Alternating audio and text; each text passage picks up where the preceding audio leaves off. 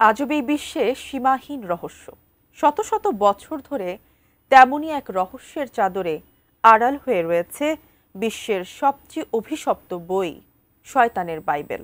আজ পর্যন্ত যারাই বইটি স্পর্শ করেছেন তাদের জীবনেই ঘটেছে লাগামহীন ধ্বংসলীলা। কথিত আছে যে পশুর চামড়ায় তৈরি এই রহস্যময় বইটি নাকি শয়তান নিজ হাতে লিখেছে। তাহলে কি বিশ্ববাসীকে রক্ষার জন্যই লুকিয়ে রাখা হয়েছে বইটি? কোথায় বা লুকোনো রয়েছে এই অভিশপ্ত বই? এ নিয়ে বিস্তারিত জানাচ্ছেন পলাশ খান। এটি বিশ্বের সবচেয়ে রহস্যময় বই। এর নাম কোডেক্স গিগাস, যার অর্থ বিশাল গ্রন্থ। তবে এটি বেশি পরিচিত দ্য ডেভিলস বাইবেল বা শয়তানের বাইবেল নামে। প্রায় ৮০০ বছরের পুরনো এই বইটি ইতিহাসবিদ, বিজ্ঞানী এবং ধর্মতত্ত্ববিদদের জন্য এখনও এক বিস্ময়কর ধাঁধা। ধারণা করা হয় আনুমানিক ১২১০ খ্রিস্টাব্দে বর্তমান চেক প্রজাতন্ত্রের পূর্বাঞ্চলের একটি বেনেডিক্টাইন মঠে রচিত হয়েছিল এই বইটি। বইটির ওজন প্রায় ৩৬ কেজি, যাতে রয়েছে ৬২০টি পাতা।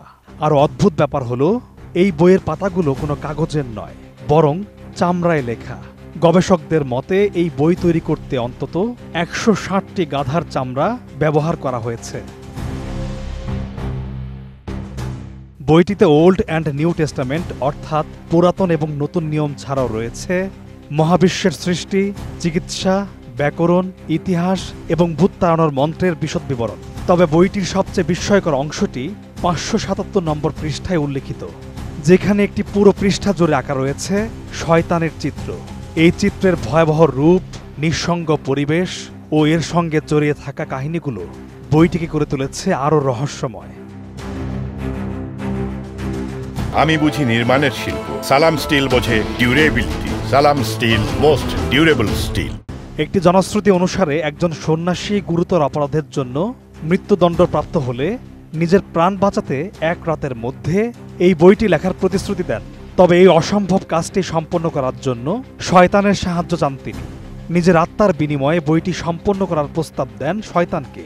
যদিও ইতিহাসবিদরা একে নিছক লোককথা কিংবা জনশ্রুতি বলে উড়িয়ে দিয়েছেন, তবে বইটির একটি বিষয় তাদেরকে হতবাক করেছে। এই বইটির পুরোটাই একজনের হাতে লেখা। বইটিতে লেখার শৈলী, কলমের চাপ, অক্ষরের বিন্যাস এবং লাইনের উচ্চতা পুরো বই জুড়ে একদম অভিন্ন, যেন একটি প্রিন্টারে ছাপা লেখার মতো।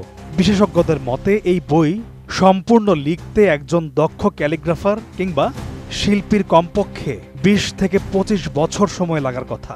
তবুও বই জুড়ে কোথাও হাতের লেখায় ক্লান্তি, তাড়াহুড়া কিংবা পরিবর্তনের বিন্দুমাত্র চিহ্ন নেই। সবগুলো লাইন একই ধাঁচে লেখা। বইটি একাধিকবার মালিক পরিবর্তন করেছে। ১৫৯৪ সালে এটি রোমান সম্রাট দ্বিতীয় রুডলফের সংগ্রহে যাওয়ার পর তার মানসিক ভারসাম্য নষ্ট হয়ে যায় এবং তিনি সিংহাসনচ্যুত হন।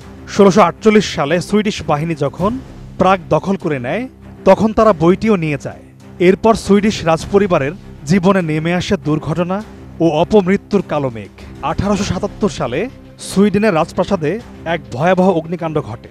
সে সময় বহু মূল্যবান বই পুড়ে গেলেও কোডেক্স গিগাস সম্পূর্ণ অক্ষত অবস্থায় উদ্ধার হয়। কেউ কেউ বলেন বইটি স্পর্শ করলেই ঘটে নানান অঘটন। কেউ অসুস্থ হন, কেউ বা প্রাণ হারান। এই রহস্যময় বইটিকে কেন্দ্র করে আজ পর্যন্ত বহু গবেষণা ও ডকুমেন্টারি নির্মিত হয়েছে।